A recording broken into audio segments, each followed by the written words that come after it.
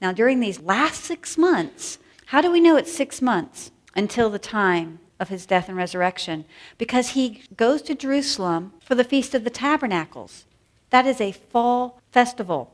And the Feast of Tabernacles is where the Jews expect Messiah to establish his Davidic kingdom. When the brothers who had grown up with him, when they hear that the Feast of Tabernacles is happening, they said, "Are you going down to the feast in Jerusalem?" Or up to the feast. Everything goes up to Jerusalem geographically. "Are you going up to the feast?" This is what they tell him. Anybody who wants to be known doesn't go around doing things in secret. What they're telling Jesus to do, this is their Messiah plan. Listen, if you want people to follow you, you've got to get on Facebook. No, I'm sorry, they didn't say Facebook. You've got to go to the feast. Anybody is going to be at the feast.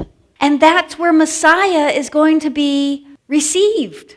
In fact, at the Feast of Tabernacles, one of the branches they would use would be the palm branch. The palm branch was a symbol of their independence that they had had during the intertestamental time, and it was on their coinage as a symbol of, we will once again be independent of any nation being over us when our Messiah comes. His brothers, who don't believe that he is Messiah at this point, they do come to believe later, they are pushing him, go down and show yourself at this feast and take the kingdom, if you're really this Messiah. The skepticism is in there. Jesus doesn't go down with everyone else.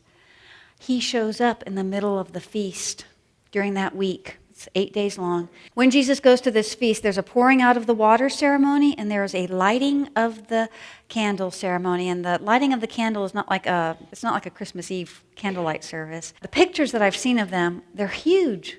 They are huge bowls of oil that are set up on a post where one of the young boys from the temple would have to climb a ladder to get up to the top of that huge bowl of oil.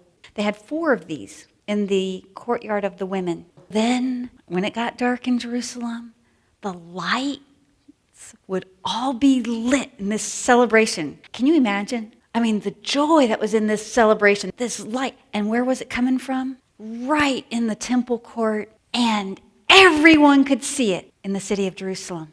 Jesus says, "I am the light of the world." Now, folks, if someone stood up in the back of this room and said, "I am the light of the world," would you think they were just a little bit, You understand, if he's not the light of the world, he's crazy. But he is the light of the world. And then he also talks about the ceremony of the pouring out of the water. They would go to the pool of Siloam. They would take water from the pool of Siloam. It was a little journey down the hill. They would come back up to the Temple Mount. They would pour it out. And that was symbolic that God was going to pour out his spirit of blessing through the rains that were going to come that next year. As things were dying off, going into winter, it was at the promise of the Spirit, God's Spirit was going to come and bring new life and sustain them. And Jesus says, if anyone comes to me, from within him, rivers of water will pour out.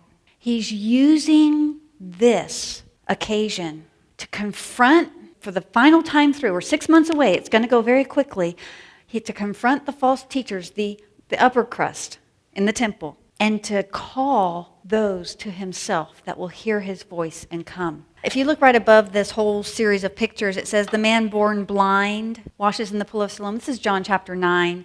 And I just have to say that this man who is right there by the temple, Jesus makes clay and sends him to the pool of Siloam, and he washes. He was born blind, and now he can see. Obviously, who is the miracle for? It's not for his disciples. It is for the false shepherds in Jerusalem. Because what have they just done for the ceremony of this feast? Where have they gotten the water of blessings from? The pool of Siloam. You want the blessings of the water of God's Spirit poured out on you? What is Jesus saying? You have to come to me for sight first. Then the blessings of God's Spirit will be poured out from within you. That's what he's saying to them. And he's using this blind man. This blind man is a nobody in their mind. And he says, well, we know God doesn't listen to sinners, so he must be from God. And they said, we're from Moses. We don't know where this man's from. Get out of here. Really? You don't know where he's from? You always taught me that people who do good are from God.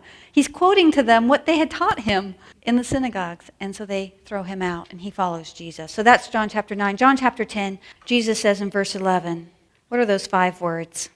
I am the good shepherd.